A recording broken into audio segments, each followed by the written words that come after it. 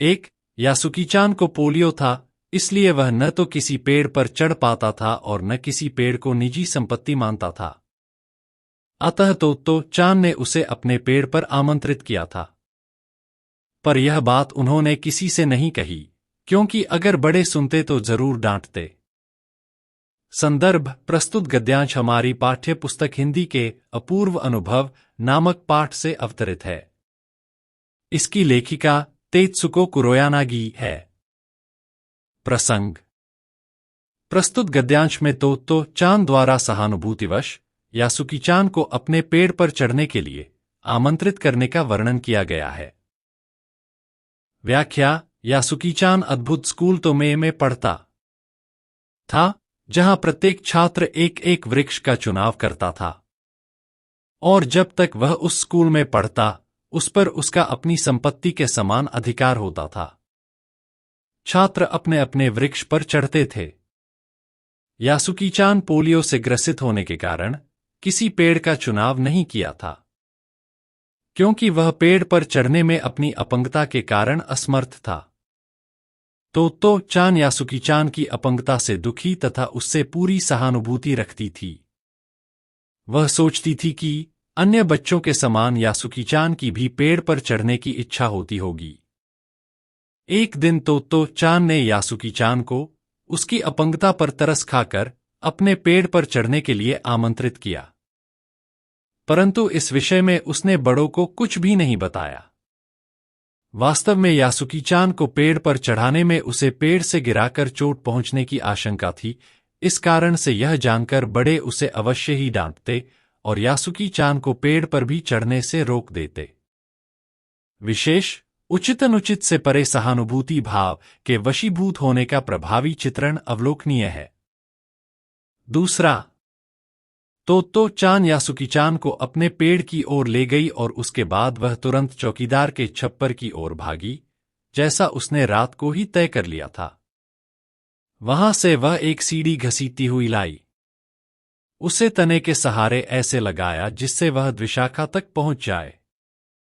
वह फुर्ती से ऊपर चढ़ी और सीढ़ी के किनारे को पकड़ लिया। तब उसने पुकारा, ठीक है, अब ऊपर चढ़ने की कोशिश करो। संदर्भ प्रस्तुत गद्यांश हमारी पाठ्य पुस्तक हिंदी के अपूर्व अनुभव नामक पाठ से अवतरित है। इसकी लेखिका तेत्सुको कुरोयानागी है। प्रसंग। तोत्तो-चान यासुकी-चान को सीढ़ी के सहारे पेड़ पर चढ़ाने की कोशिश करती है। इसका वर्णन प्रस्तुत गद्यांश में किया गया है। व्याख्या।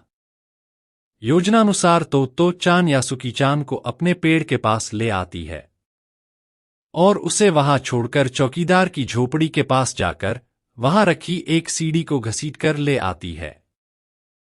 सीढ़ी को पेड़ से लगाकर इस तरह खड़ा करती है कि वह शाखा तक पहुंच जाए। वह बिना देर किए सीढ़ी से पेड़ पर चढ़कर सीढ़ी के ऊपरी दोनों किनारे को पकड़कर रखती है और यासुकी-चान को सीढ़ी के सहारे पेड़ पर चढ़ने के लिए प्रेरित करती है।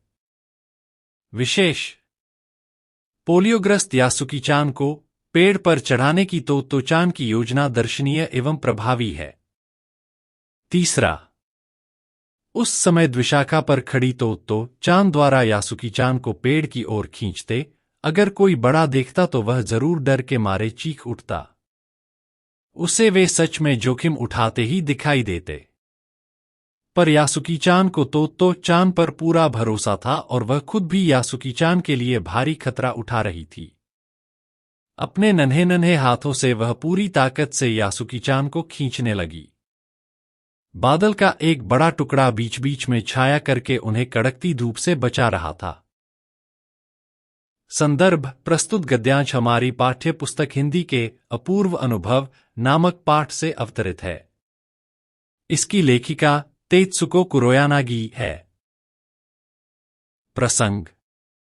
यासुकी-चान को पेड़ पर चढ़ाने के लिए तोत्तो-चान के अपूर्व प्रयास का इस अवतरण में वर्णन किया गया है।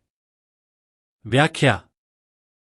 सीढ़ी के सहारे जब तोत्तो-चान यासुकी-चान वृक्ष की द्विशाखा तक लाने में सफल हो गई, तब वह यासुकी-चान को खींचकर द्विशाखा पर चढ़ाने का प्रयास करने लगा।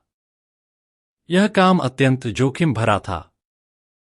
दूसरा कोई तोत्तो चान के इस प्रयास को देखकर डर के कारण चीख ही पड़ता, परंतु यासुकी चान को तोत्तो चान पर पूरा विश्वास था।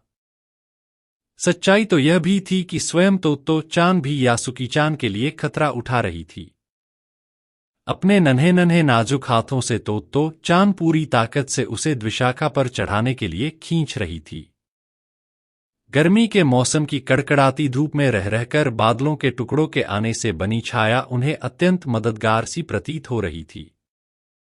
विशेष पहला, सच्ची सहानुभूति खतरों से नहीं डरती।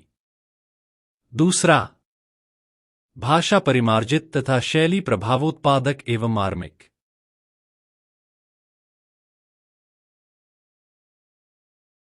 प्रश्न 1। पेड़ पर चढ़ना एक सुखद अनुभव है, इस पर अपने विचार रखिए और बताइए कि यासुकी चान इस अपूर्व अनुभव से वंचित क्यों था। उत्तर, पेड़ पर चढ़ना सचमुच में अत्यंत सुखद अनुभव है। जमीन से ऊपर पेड़ की शाखाओं पर चढ़कर हरी-भरी पत्तियों के बीच पाकर मन मयूर नर्तन करता हुआ आनंद से भर उठता है। दृष्टि भी थल की अपेक्षा दूर तक जाती है। हम उम्र यदि पेड़ पर चढ़े हों तो आनंद पेड़ पर चढ़ने का दुगुना हो जाता है। यासुकी चान को पोलियो था, इसलिए वह पेड़ पर चढ़ने के सुखद अनुभव से वंचित था। प्रश्न 2। तोत्तो चान ने मां से कहा कि वह यासुकी चान के घर डेनेनचोफू जा रही है। यह बात कहते हुए उसकी नजरें जूतों के फीते पर क्यों गड़ी रहीं? वह कौन सी स्थितियां होती हैं जब आप अपने बड़ों से आंखें चुराते हैं? लिखिए। उत्तर, क्योंकि तोत्तो चान मां से झूठ बोल रही थी, इसलिए उसने मां की आंखों में नहीं झांका। इसी तरह जब हम अपने से बड़ों या माता पिता से झूठ बोलते हैं तो आंखें नहीं मिला पाते। प्रश्न 3। तोत्तो चान की हार्दिक इच्छा थी कि यासुकी चान उसके पेड़ पर चढ़े। आपके अनुसार वह कौन कौन से कारण रहे होंगे जिसकी वजह से तोत्तो चान उसे अपने पेड़ पर चढ़ाना चाहती थी? उत्तर, तोत्तो चान यासुकी चान को अपने पेड़ पर इसलिए चढ़ाना चाहती थी क्योंकि उसे यासुकी चान से सहानुभूति थी। वह पोलियो से ग्रस्त था और पेड़ पर चढ़ने के अपूर्व अनुभव से वंचित था। तोत्तो चान ने सोचा कि क्यों न वह उसे अपने पेड़ पर चढ़ने के लिए आमंत्रित करे। सहानुभूतिवश एवं अन्य से इतर कुछ सोचकर ही तोत्तो चान यासुकी चान को अपने पेड़ पर चढ़ाना चाहती थी। प्रश्न 4। तो ऐसा होता है पेड़ पर चढ़ना। यासुकी चान के इस कथन को ध्यान में रखते हुए पेड़ पर चढ़ने के बाद हुई खुशी को अपने शब्दों में लिखिए। उत्तर, यासुकी चान को पेड़ पर चढ़कर बहुत खुशी हुई कि वह भी सामान्य लोगों के जैसा उस पेड़ पर चढ़कर अपूर्व आनंद को प्राप्त कर सकता है। और तोत्तो चान की मेहनत रंग लाई।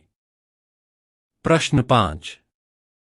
तोत्तो चान द्वारा यासुकी चान को पेड़ पर चढ़ाना एक जोखिम भरा काम था। आपके अनुसार तोत्ता चान का यह कार्य उचित था या अनुचित? अपने विचार रखिए। उत्तर, तोत्तो चान द्वारा यासुकी चान को पेड़ पर चढ़ाना जोखिम भरा काम था, क्योंकि उसने उसे पेड़ पर चढ़ाने के लिए सीढ़ी, कंधे, तिपाही सीढ़ी आदि सब ढूंढकर उसे चढ़ाने का प्रयास किया। वह उस कार्य में सफल हुआ। यह कार्य उचित था। यासुकी चान पोलियो से ग्रस्त था तो क्या हुआ? उसे भी अपूर्व आनंद लेने का अधिकार है और वह तोत्ता चान की मदद से कर दिखाया। प्रश्न 6। दृढ़ निश्चय और कठिन परिश्रम से पेड़ पर अपने मित्र को चढ़ाने के बाद तोत्तो चान और यासुकी चान को अपूर्व अनुभव प्राप्त हुआ, किंतु दोनों के अनुभव में कुछ अंतर था। अनुभव के इस अंतर को लिखिए। उत्तर, तोत्तो चान को अपूर्व अनुभव प्राप्त हुआ कि दृढ़ निश्चय व कठिन परिश्रम करके यासुकी चान को पेड़ पर चढ़ाया। इस तरह तोत्तो को यासुकी चान जैसे अपंग को पेड़ पर चढ़ाने को अपूर्व अनुभव की अनुभूति हुई, वहीं यासुकी चान को पहली बार पेड़ पर चढ़ने के साथ तो चान के उदार एवं उन्नत सोच के अनुभव की अनुभूति हुई। प्रश्न 7। यासुकी-चान के लिए पेड़ पर चढ़ने का यह पहला और अंतिम मौका था। सोचकर बताइए कि लेखिका ने ऐसा क्यों कहा होगा। उत्तर। यासुकी-चान के लिए पेड़ पर चढ़ने का यह पहला और अंतिम मौका था। लेखिका ने ऐसा इसलिए कहा होगा क्योंकि तो चान जैसे मित्र सदैव और सर्वत्र नहीं मिलते। ऐसी घटनाएं प्रायः अद्वितीय एवं अपूर्व ही होती हैं।